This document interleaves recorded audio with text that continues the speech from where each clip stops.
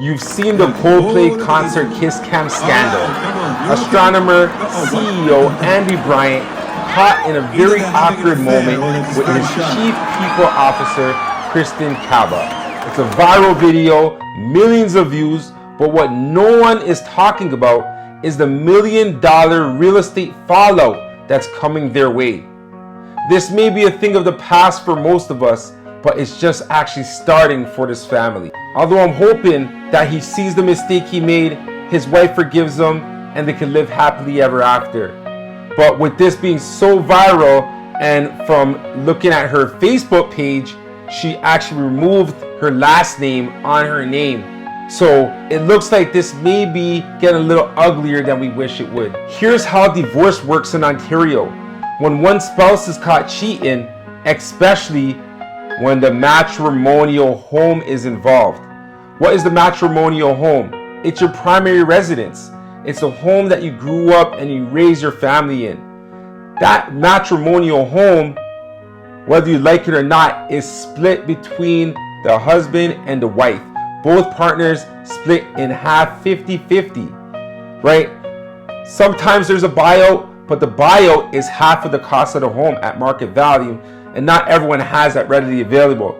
Maybe Andy Cohen may have it, but he just recently resigned from his work, so the money may not be pouring in. So it may be a situation where they're gonna have to sell this home and split it 50-50. Now Andy likely co-owns this home with his wife Megan, so when they split that house, it gets sold or one party buys out the other. But here's the kicker.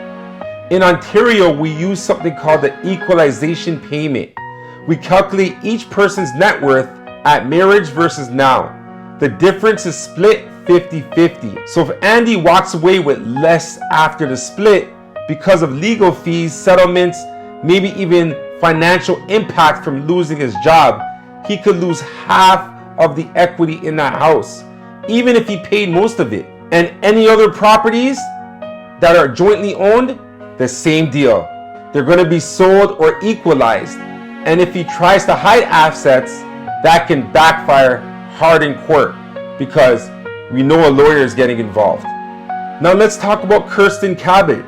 Reports say she may be married too, possibly to Andrew Cabot. And here's the twist. What if her husband owned the home before her marriage and he also wants a divorce? He should get it all, right? But no, in Ontario, pre-marriage assets aren't automatically shared. But if the home becomes a matrimonial home, guess what? It gets treated equally, right? So the full value, including the family net property, will be split in half. So even if her husband paid for it all, lived there first, once they got married and lived there together, boom, it's shared. She could walk away with half the equity despite the affair. And here's the real estate secret no one tells you. Who picks the realtor when a divorce happens and they're forcing a sale? The answer is both have to agree.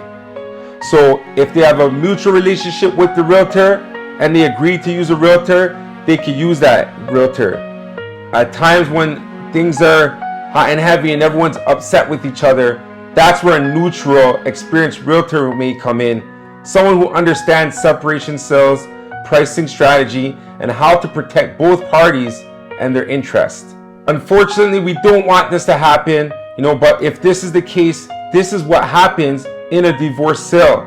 If you have any other questions, or if you want to know more about anything related to real estate, then direct message me, send me an email, and I'll help guide you through the ways of how to deal with a case like this. Love is the most high feeling. We all want to feel love. We all got to show that love to each other. Unfortunately, things like this do happen. But if they do happen, it's important for you to know what the results can be.